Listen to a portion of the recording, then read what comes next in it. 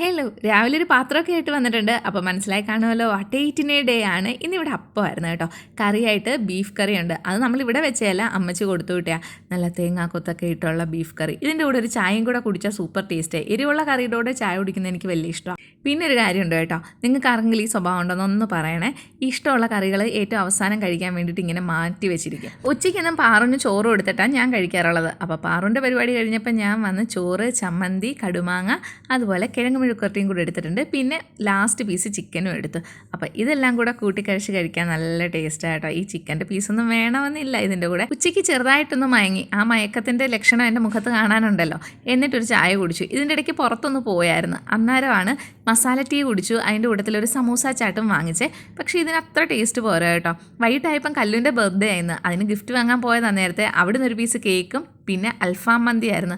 അത് നന്നായിട്ട് കഴിച്ചിട്ടുണ്ട് കേട്ടോ. ഇവിടെ ഇപ്പോൾ അയത്തേട്ടനും ദിവ്യയും സ്മേരയും സനുജിൻ്റെ അമ്മ എല്ലാവരും വന്നിട്ടുണ്ട്. വീഡിയോ എടുത്ത് സ്മേര ആയതുകൊണ്ട് ആളെ കാണാൻ ഞാൻ. അപ്പോൾ ഇത്രയേ ഉള്ളൂ. ബായ്.